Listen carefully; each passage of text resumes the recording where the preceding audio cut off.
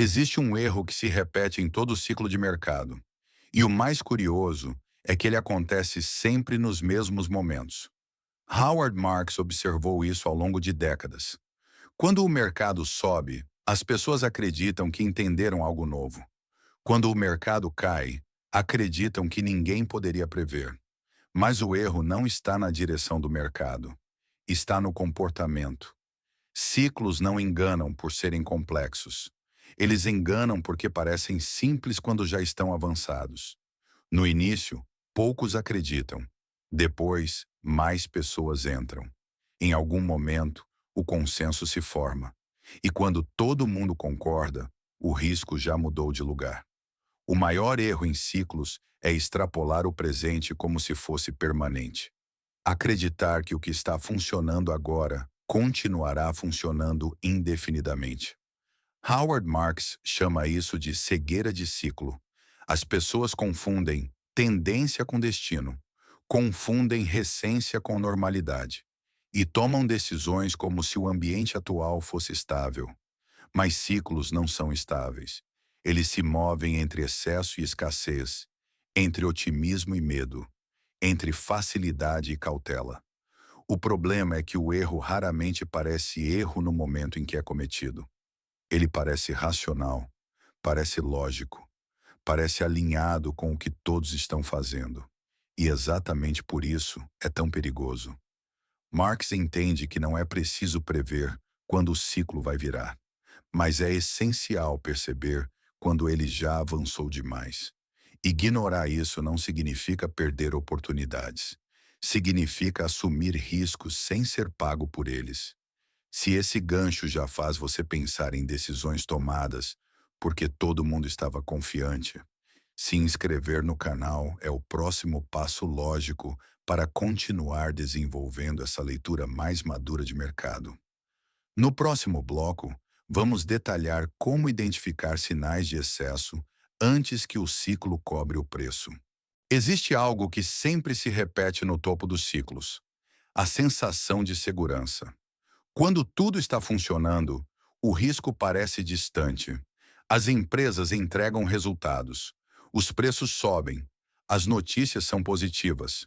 Nesse momento, quase ninguém fala em cautela. Howard Marks sempre alertou para esse padrão, porque o topo raramente parece perigoso. Ele parece confortável.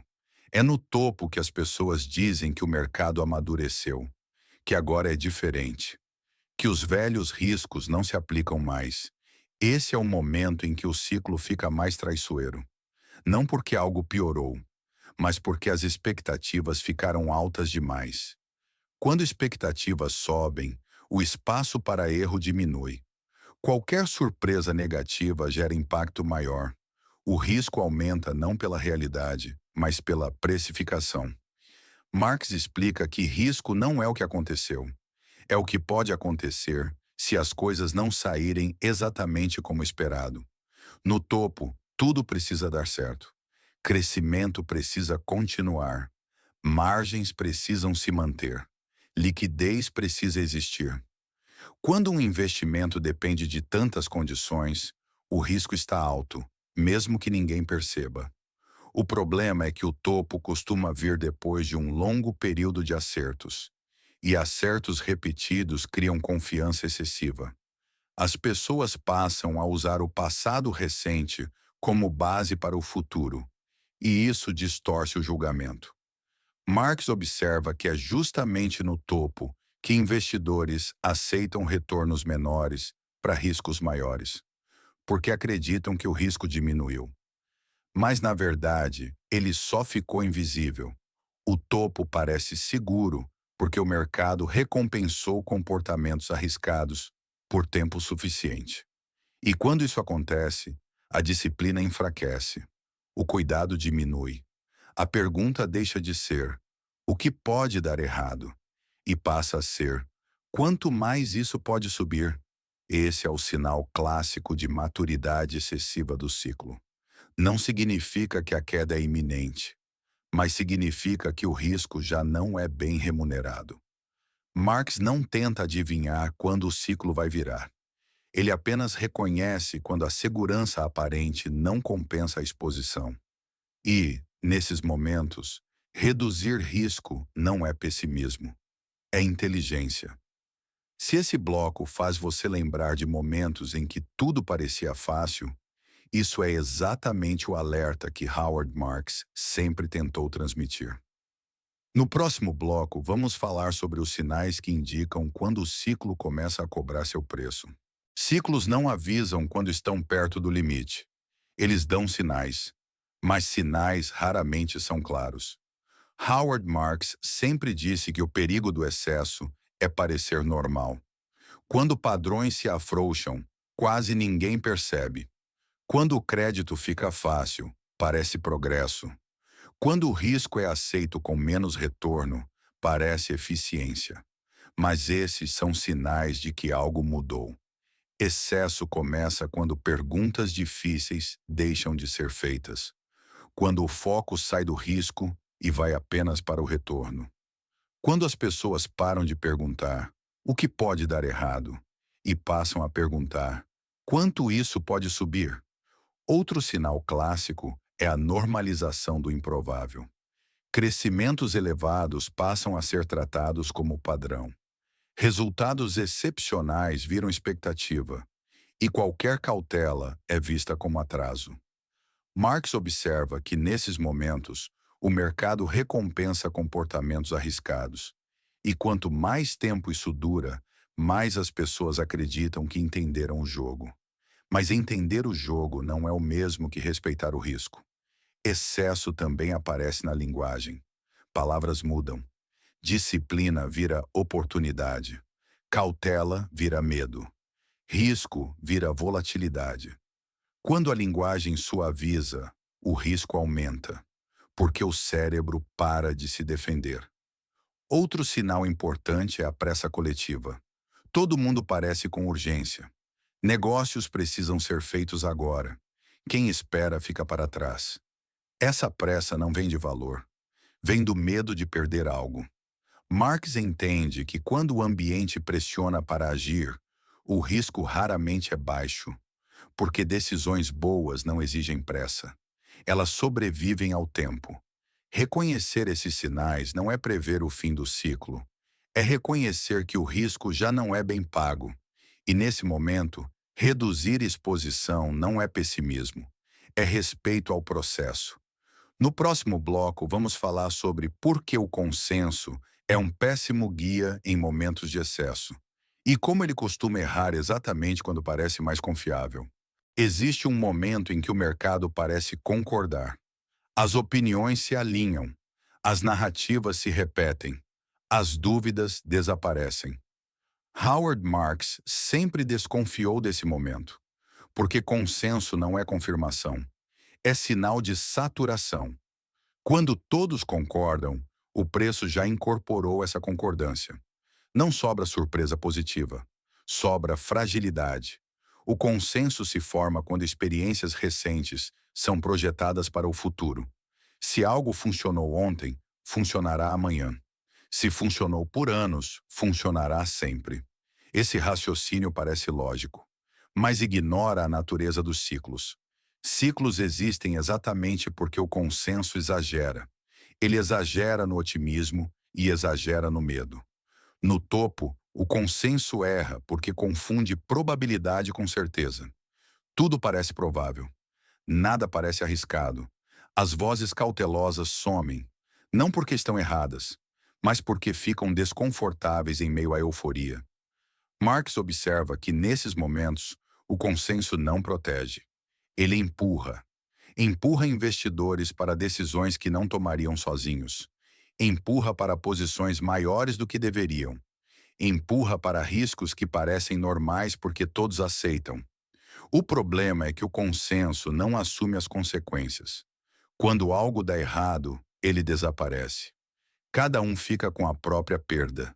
É por isso que Marx prefere estar certo sozinho do que errado em grupo. Não por arrogância, mas por responsabilidade. Seguir o consenso é confortável. Pensar diferente é desconfortável. Mas o mercado não recompensa conforto. Ele recompensa a disciplina quando ela é impopular. Se esse bloco faz você questionar momentos em que se sentiu mais seguro porque todo mundo concordava, isso é exatamente o alerta necessário. No próximo bloco, vamos falar sobre o papel do crédito em amplificar ciclos e por que ele transforma erros pequenos em grandes problemas. Existe um elemento que não cria ciclos, mas os acelera: o crédito. Howard Marks sempre alertou que crédito fácil não elimina risco.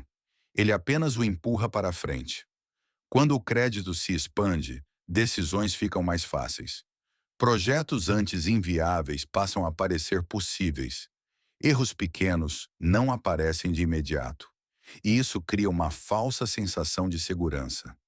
Crédito fácil mascara problemas. Ele permite que empresas sobrevivam sem eficiência. Permite que investidores ampliem posições sem convicção real. Permite que riscos sejam assumidos com pouco retorno adicional. Enquanto o crédito flui, quase tudo funciona. Mas quando ele para, os erros aparecem de uma vez. Marx observa que o crédito transforma o tempo. Ele traz o futuro para o presente, antecipando ganhos, antecipando o crescimento e, inevitavelmente, antecipando perdas. O problema não é usar crédito, é depender dele para que a tese funcione. Quando um investimento precisa de crédito barato para dar certo, o risco já está embutido. Porque o crédito é cíclico. Ele some quando mais se precisa. E quando isso acontece, estruturas frágeis quebram.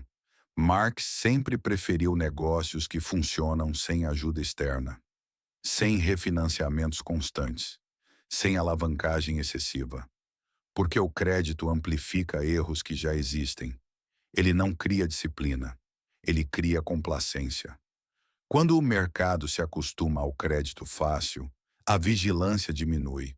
Perguntas ficam mais suaves, exigências caem, a margem de segurança some.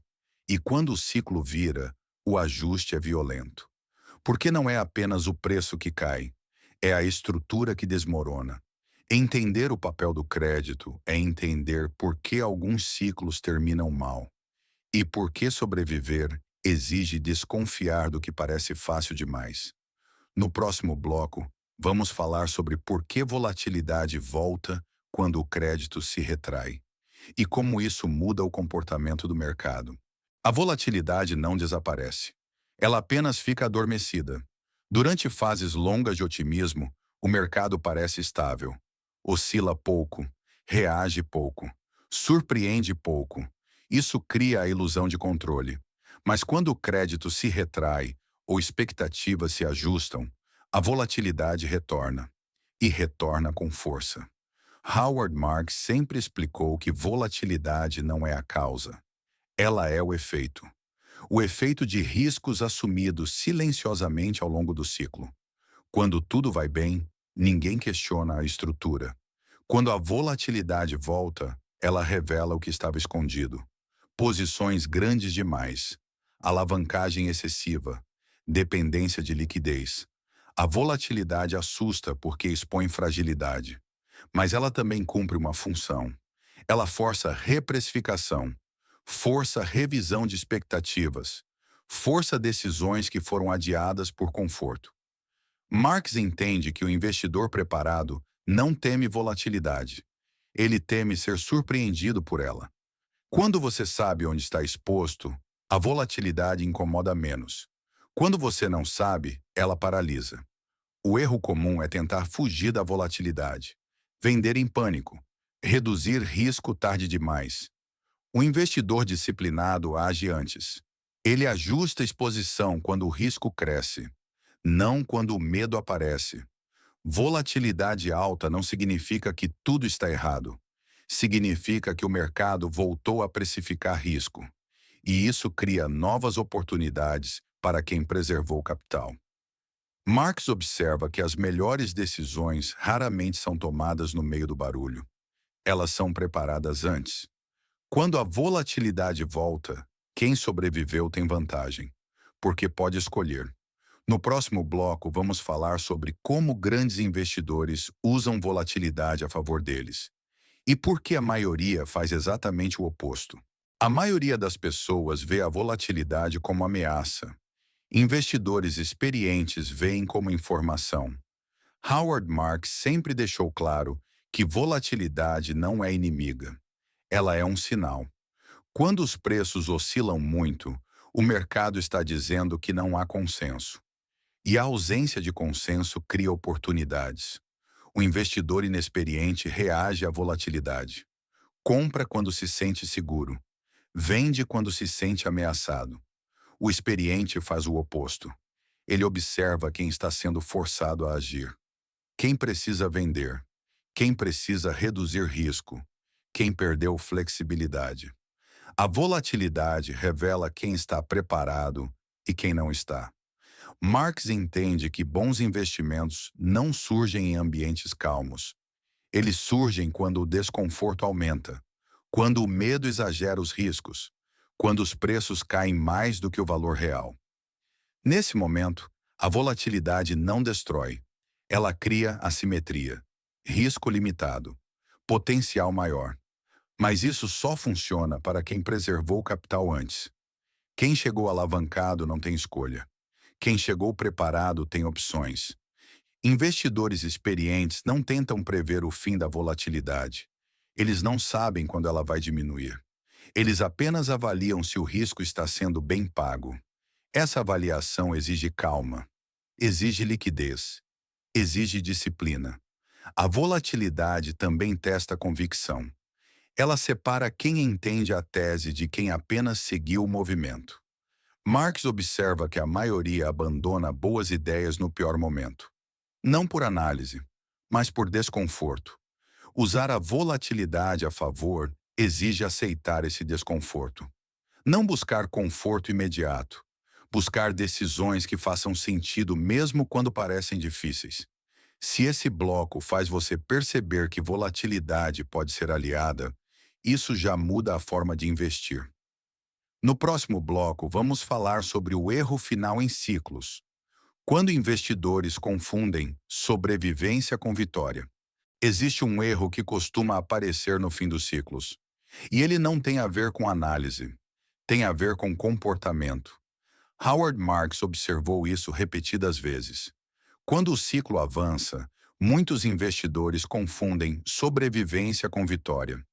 Eles acreditam que estar no jogo já é prova de que estão certos. Mas sobreviver não significa estar bem posicionado. Significa apenas que ainda não pagaram o preço. O erro final é dobrar a aposta porque nada deu errado até agora.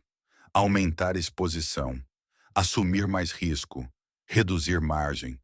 Tudo baseado na experiência recente. Esse comportamento é perigoso porque ignora a assimetria do risco. Ganhos acumulam aos poucos. Perdas grandes acontecem de uma vez. Marx sempre alertou que o fim do ciclo não é marcado por um evento específico. É marcado por decisões piores. Decisões tomadas com excesso de confiança, com memória curta, com pouca tolerância ao erro. Outro sinal do erro final é a mudança de objetivo. O investidor deixa de querer proteger capital, passa a querer maximizar retorno. Quando isso acontece, o processo se perde. A disciplina cede espaço à ambição, e a ambição cobra caro no fim do ciclo. Marx entende que ciclos terminam quando a cautela desaparece, não quando o preço cai. A queda é consequência. O erro vem antes. Evitar o erro final exige reconhecer quando o ambiente mudou, quando o risco já não é bem remunerado, e quando reduzir exposição é mais inteligente do que insistir. No próximo bloco, vamos falar sobre o papel da paciência em atravessar ciclos. E por que esperar bem é uma habilidade rara. Paciência é frequentemente confundida com passividade. Mas no mercado, ela é uma vantagem ativa. Howard Marks sempre destacou que a paciência não é esperar sem pensar. É esperar com critério. Em ciclos de mercado, a maioria das pessoas age cedo demais. Compra quando o risco ainda está alto. Vende quando o medo já tomou conta. A paciência correta atua nos extremos. Ela segura quando tudo parece urgente e age quando quase ninguém quer agir. Marx entende que paciência é aceitar desconforto temporário para evitar arrependimento duradouro. É resistir à necessidade de fazer algo apenas para aliviar a ansiedade. Quem não tem paciência paga dois preços. O primeiro é financeiro, o segundo é psicológico. Decisões apressadas raramente trazem convicção, e sem convicção, qualquer volatilidade vira ameaça. A paciência, por outro lado, cria clareza. Ela permite observar se o problema é estrutural ou apenas emocional. Permite diferenciar preço de valor. Permite decidir com menos ruído. Marx costuma dizer que grandes oportunidades não surgem com frequência, mas quando surgem, exigem preparo. E preparo é construído durante a espera. A paciência também protege capital. Ela reduz decisões desnecessárias, reduz erros evitáveis, reduz desgaste emocional. Em ciclos longos, quem preserva energia toma decisões melhores quando importa. Esperar bem não é perder tempo, é ganhar opção. Opção de agir quando o risco finalmente compensa. No próximo bloco, vamos falar sobre por que preservar capital é mais importante do que buscar retornos altos em qualquer fase do ciclo. Existe uma prioridade que separa investidores que sobrevivem daqueles que desaparecem. Preservar capital. Howard Marks sempre deixou isso claro. Crescer é desejável. Preservar é essencial. Sem capital, não existe segunda chance. Muitos investidores invertem essa ordem. Buscam crescimento primeiro, proteção depois. Esse erro raramente aparece no início, porque mercados favoráveis mascaram fragilidade. Quando tudo sobe, até decisões ruins parecem boas. Mas quando o ciclo vira, a falta de proteção aparece. E aparece rápido. Marx entende que preservar capital não é ser conservador demais. É ser estratégico. É aceitar que retornos só importam se você estiver presente para recebê-los. Uma grande perda exige um ganho ainda maior apenas para voltar ao ponto inicial. Esse é um custo invisível que poucos consideram. Por isso, Marx prefere evitar perdas profundas a buscar ganhos máximos. Ele sabe que o tempo trabalha a favor de quem não quebra. Preservar capital também preserva liberdade. Liberdade de escolher. Liberdade de esperar. Liberdade de agir quando os outros são forçados a recuar. Crescimento verdadeiro vem como consequência de decisões bem protegidas, não como objetivo imediato.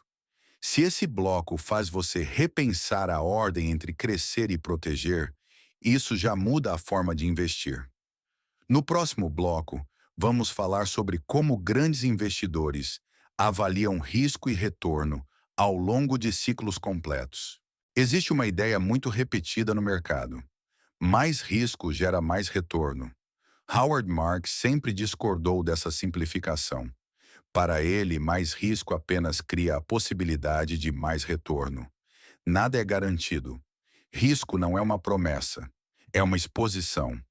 O erro comum é assumir risco sem exigir retorno adequado. Quando os investidores aceitam pouco retorno para riscos elevados, o equilíbrio se perde. E isso acontece com frequência no topo dos ciclos. As pessoas acreditam que o risco diminuiu e passam a aceitar retornos menores. Mas o risco não diminuiu. Ele apenas ficou invisível. Marx explica que a relação entre risco e retorno só faz sentido quando o risco é bem pago. Quando existe margem. Quando existe assimetria favorável. Sem isso, assumir risco é apenas especulação. Investidores experientes não buscam o maior retorno possível. Buscam o melhor retorno para o risco assumido. Essa diferença parece sutil, mas muda tudo. Ela leva a menos decisões, mais seletividade, mais paciência. A verdadeira habilidade não está em encontrar o investimento mais promissor. Está em rejeitar aqueles que não compensam o risco envolvido. Mark sabe que ciclos distorcem essa relação.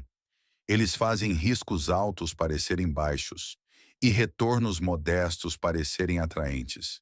Reconhecer isso é essencial para atravessar ciclos inteiros sem danos permanentes. No próximo e último bloco, vamos fechar este vídeo com a ideia central. Por que sobreviver é o maior retorno que um investidor pode ter? Ao longo de ciclos completos, uma verdade se impõe. Sobreviver é o maior retorno. Howard Marks sempre enfatizou isso, porque o mercado recompensa quem permanece, não quem acerta tudo. Sobreviver significa evitar erros fatais, evitar decisões irreversíveis, evitar riscos que exigem perfeição para dar certo. Quem sobrevive constrói algo raro, tempo. E tempo é o ativo mais poderoso nos investimentos. Ele permite aprender, permite ajustar, permite esperar. Sem tempo, nenhuma estratégia funciona. A maioria das pessoas perde dinheiro não por falta de oportunidade, mas por falta de resistência aos próprios impulsos. Elas se expõem demais quando o ambiente parece fácil e recuam tarde demais quando o ambiente muda. Sobreviver exige disciplina contínua. Exige aceitar que não é preciso vencer todas as rodadas. Exige entender que ficar de fora em certos momentos é uma forma de proteção. Marx sabe que ciclos passam, e sempre passam. O que fica são as consequências das decisões tomadas durante eles. Se você atravessa o ciclo com capital preservado, clareza intacta e disciplina mantida, você venceu, mesmo que não tenha capturado todo o movimento. Se este vídeo ajudou você a enxergar ciclos, risco e decisão de forma mais madura, se inscrever no canal é a maneira mais simples de continuar evoluindo nesse processo. Ativar o sino garante que você receba essas análises antes do barulho do mercado. Princípios do capital. Pensar bem é o primeiro passo para enriquecer.